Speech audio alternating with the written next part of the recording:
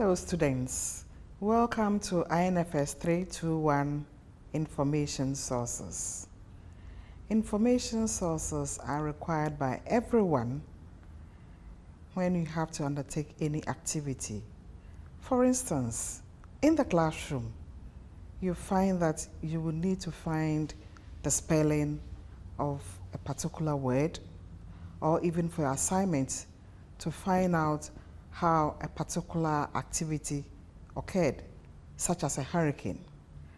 Where do you think you get these sources of information from? I believe from the first one, you'd use a dictionary. And the second one, you'd consult an encyclopedia. So information sources are all around us, and they are very easy to use so that you'll be able to get the required or authoritative information that you need. Let's start session 1 by looking at our overview. At the end of this session, I expect that you'll be able to explain what reference sources or information sources are, and also to identify the main classification of reference sources. So, our first topic will be on definition of reference sources. Topic 2 will be on the classification of reference sources, and we'll look at documentary sources. And topic 3 will be on classification of reference sources. We'll look at non-documentary sources. You have your reading list. You're going to have 2 main core textbooks that you need, and these are Kuma and Katz. So what are reference sources? According to Harold's Librarian's Glossary, reference sources or information sources are any material, published work, database, website, which is used to obtain authoritative information.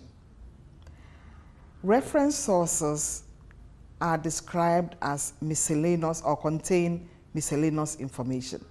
If you take the dictionary, for instance, and you're going to use the dictionary, if you have to look for the word, for instance, perjury, you are not going to start from A. You go straight to P and get the meaning of the word. So the dictionary contains miscellaneous words, and that is why a reference source is described as having miscellaneous information. You are not going to read the dictionary from the beginning to the end. You just go straight to the point. And so it's not meant to be read from cover to cover. And you consult the dictionary, for instance, as and when necessary. So you consult reference sources as and when necessary. Reference sources are separated from regular collection. That is, if you work in a very big library or a big information center, you would find a certain department, usually called the reference department or the reference unit or the reference section, where you have the collection of reference sources. If you work in a small library, it is usually a shelf where you have all these reference materials being placed. It doesn't really matter whether you have a big library or big information center or a small library or a small information center. The most important thing is to recognize that we have important reference materials which you usually consult on site. These materials are not borrowed. You cannot borrow these materials to use. Now let's look at the classification of reference sources. There are 2 main schools of thought.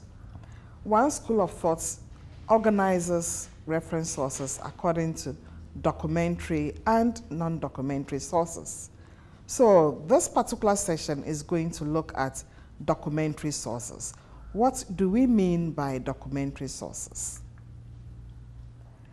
Now, documentary sources, we have 3 types of documentary sources: primary, secondary, and tertiary documentary sources. Let's look at primary sources. Now, when you talk of primary, it means something which is original, the first published records of information. So you have reference sources which are primary sources, and they are original published materials. They are usually unorganized sources and difficult to use by themselves, in that you would find it very difficult to know exactly somebody who wrote an article, a specific article on maybe HIV/AIDS, but they are very important. So we call them unorganized sources and difficult to use because they are not easily identifiable. Usually with primary sources, they become a subject as and when many people are writing about them in that particular specific area. So let's look at some examples of primary sources. A journal article. A lecturer writes an original article and publish it. That is a primary source. Or a research monograph, or a research report, or a patent. I guess you know what patents are. When you have an invention and you register it, that is a patent. Or a standard, or a dissertation. These are supposed to be primary documentary sources. And how do you use primary documentary sources? Primary documentary sources actually aid researchers to keep themselves up to date with what has been developed in their particular area. It also helps researchers to avoid duplication. Because you know what has been done, you will try to fill the gap.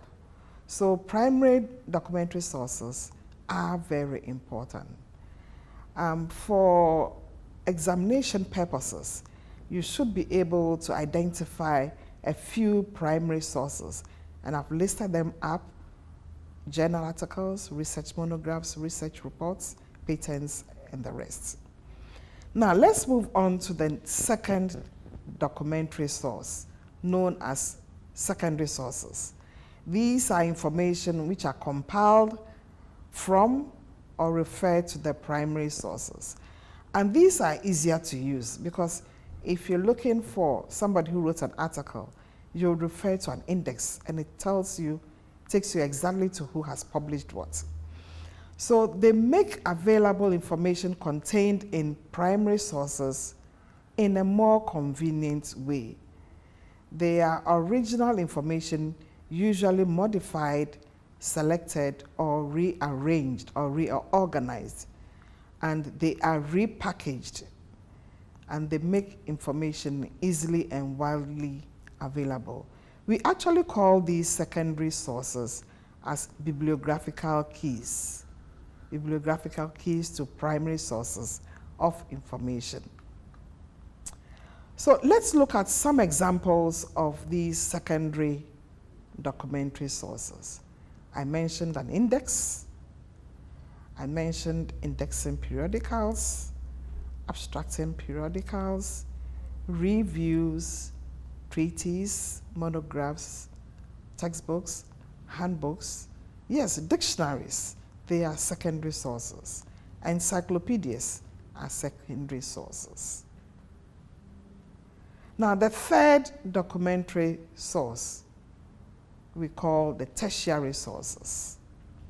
The tertiary sources are information distilled and collated from the primary and also secondary sources. And they aid the researcher in the use of primary and secondary sources. Examples include the bibliography of bibliographies and the guides to the literature, as well as directories.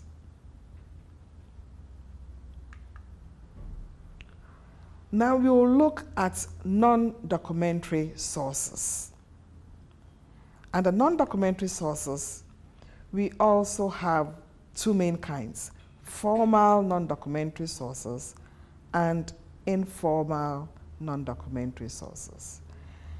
Indeed, non-documentary sources, they form a substantial part of communication, especially in the sciences and technology. So you'll find these materials from a lot of research organizations or societies, industries, government departments, universities, and even from consultants. They are informal sources.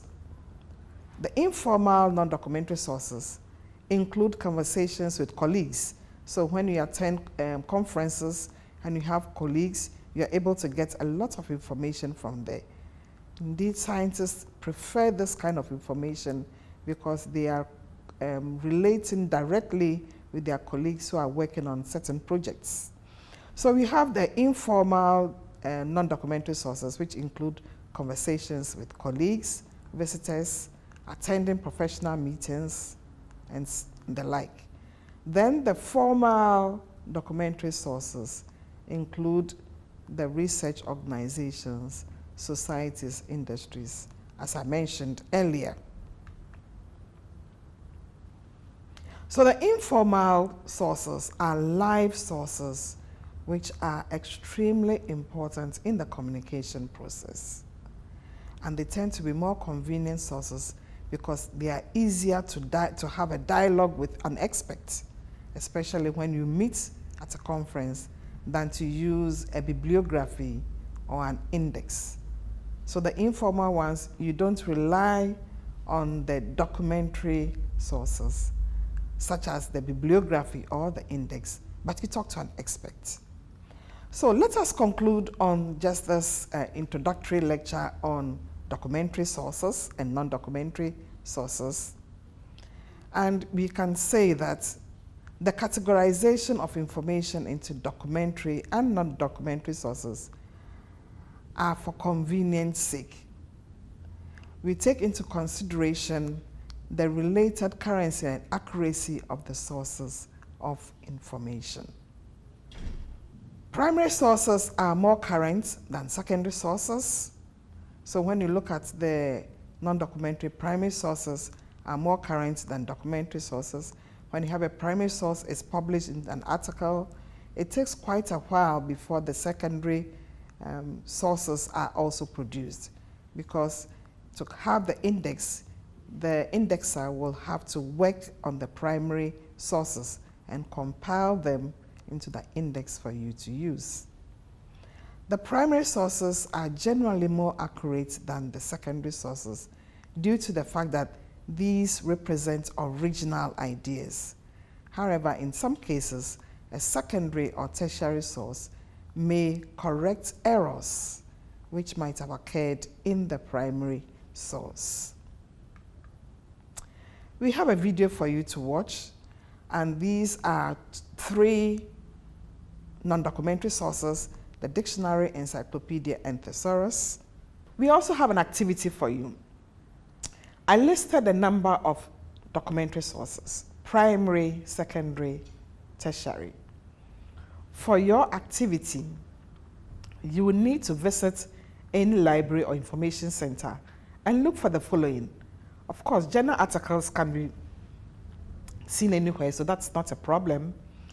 And dissertations, of course, you have an idea already. Trade literature, probably you don't, so you have to visit a library. Secondary sources, you will need to visit a library to see all these secondary sources, as well as the tertiary sources. Thank you very much for paying attention to me.